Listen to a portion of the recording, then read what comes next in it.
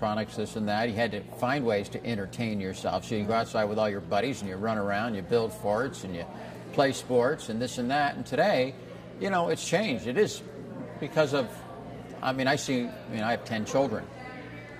And I see their lifestyles very different. You know, they live on computers, they live, you know, a more sedentary lifestyle. I think that probably the most important thing is for parents to lead by example. You know, kids will, even though they, you know, especially teenagers and stuff, they may be a little rebellious, but they do watch. And if the parents eat properly, if the parents get some exercise in and do things like that, it has a major impact on the kids. But if the parents are just sitting around all day long, you know, eating bonbons and getting overweight, that's exactly what the kids are going to do. So, you know, I think leading by example for parents is extremely important in that process.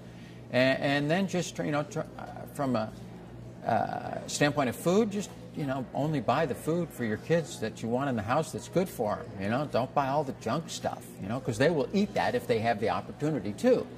Yeah, but I put a lot of the responsibility on the parents, you know. And get them in activities, get them active, get them out of the house. It's even changed so much for the athletes, for the Olympic athletes, compared to when you were training and were in the Olympics to today.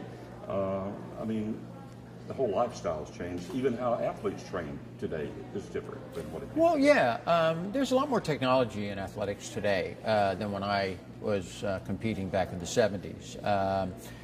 I think sometimes it's good, sometimes it's not that good because people can rely too much on the technology side of it. And, you know, basically what it comes down to is hard work. And technology can't do that for you. It may help you with technique.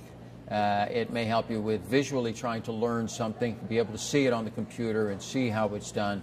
Those are all good things. But the bottom line is, you got to do the work. And that's the most important thing. I don't think, to be honest with you, back in the 70s, if I had all the technology and things that they have today, I don't think I would have scored any more points than I wound up doing. But I was different in a lot of ways. I was very self-motivated.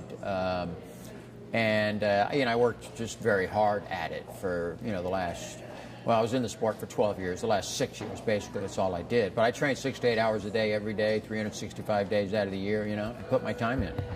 You're looking good. So how do you stay in shape? Not, I guess, competitive athlete-wise right now. But I mean, you've not let I haven't won anything in 35 years. The obesity problem has I haven't not won affected any. Yeah, you. besides a few skins with my friends, it's kind of the only thing I've won in the last 35 years. Well, but how do you stay in shape? No, I eat properly. I'm not a big eater. I never have been. I watch what I eat. But I get exercise in. I'm an avid mountain biker. I mountain bike all the time. I really don't. I lifted a lot, but I don't lift that much. But primarily mountain biking. I figure my heart and my lungs are the thing that's going to keep me alive, not the size of my biceps. So I do that, and you know, I think it leads a good example for my kids. But all my kids work out. I mean, they all work out. They train. Some of them have trainers. They take it very seriously. How do you put up with all the publicity and stuff that you've received over the years, and now with this new chapter in your life with the Kardashians, going from an athlete that received so much attention when you were competing in the Olympics to being a celebrity? You yourself. Well, you know, right after the games, I knew things changed pretty drastically. I went out there and was doing kind of the same thing I've always done, but, you know, some cameras strategically located in the stadium and bringing that experience to really billions of people around the world. Yeah, it's kind of shocking to see the impact of television and the impact that it has. But also that day I retired. I knew I was going to retire. That was going to be my last meet. So once it was over with, I thought, okay, I got to learn a craft. You know, I got to learn something here. I didn't even have a job at that point. And so television was offered to me. And I said, all right, so let's just learn this business.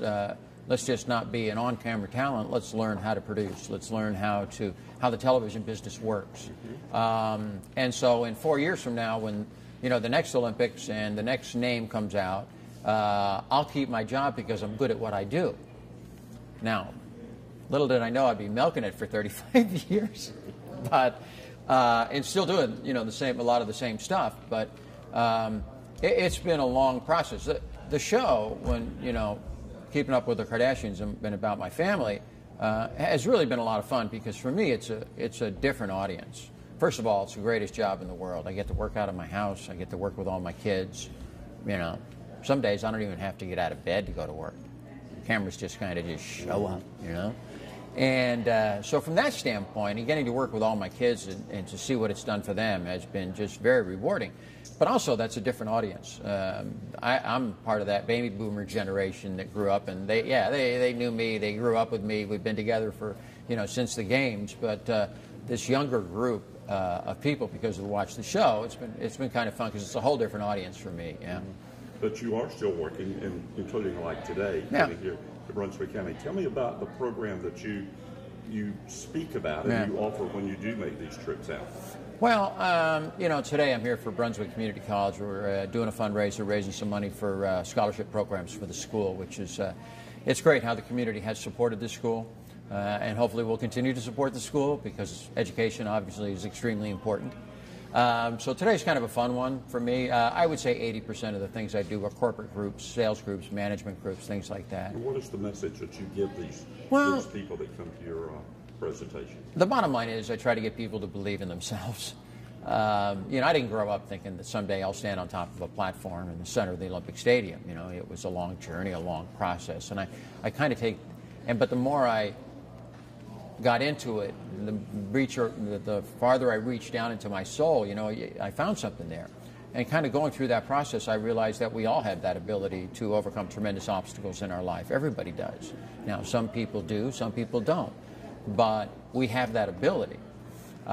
It depends on how far we want to reach down into our soul. I call it finding the champion within and bring it out. So that's what I talk about. It's really more about personal development than it is anything else. And I take the experience that I went through leading up into the games and relate it to their lives and what they're trying to do and get them to believe in themselves. And it's never too late to do that. Never too late to do that. Yes, that's so true. Yeah, and I think it's a very universal message to everybody. You know, because we all have obstacles in life. You know, we all have things that are thrown out in front of us. And it's how we handle that. It's how we deal with that. It's how we believe in ourselves to overcome those obstacles. This is by far the most important thing. Mr. Jenner, just one question, because I know you probably want to eat breakfast, but it's quite all right. What do you think of, you know, girls in their 20s being fans of you, and then their moms being fans of you? I mean, reaching out to all generations of women nowadays with your show. Yeah, you know, when we started doing the show, like 4 years ago, whatever it was now, I don't know. We're right in the middle of shooting season 6. That's why I got to get back tonight. But originally the concept of the show, and I talked to my wife a lot about this, it is a family show. It's a show about this very large family. I don't even show all of them, really. It's primarily around my 3 stepdaughters. But I have 10 children altogether. That's only a few of my. I still got other issues and other things that I deal with that you don't even see on the show. But I want it to be about a family, a very tight-knit family. And like any family, we have issues. We have a lot of women that have a lot of issues and a lot of things that they're dealing with. So, and we deal with issues that, you know, all families have to deal with. And if in doing that, and if we can relate to people on how we deal with these things and about what we do and about dealing with the girls and the issues that they have, I think people can always relate to that. And that's what I like about the show is, you know, I mean, we've dealt with everything from, you know, Kendall starting her period to, because every family has, if you got girls, at some point, that's going to come up. How do we deal with this? And so, yeah, we deal with all those family issues. And the girls are funny and a lot of personality. And, you know, I couldn't be more proud of my girls. They're, you know, they say, are they reality stars? Are they, you know, what do they actually are? You know, they're actually businesswomen and very smart businesswomen. They have that good Armenian work ethic. They work extraordinarily hard. And they've been very successful in starting businesses and, you know, taking the notoriety that they've got from the show and expand that out to do other things. And they've been very successful. And there's nothing better from a parent standpoint is to watch your kids do well. You know, I mean, that's what we grow up and we raise our kids so our kids can go out there and do well, you know. Only one thing better, watch them out earn you. And then he said, yes, I did something right here. Yes, yes, my kids are doing great. Yeah. Very good. Thank you so much for your time. Do you think, or you finished, Bob? Yeah, I finished. I was wondering if we could get a picture for our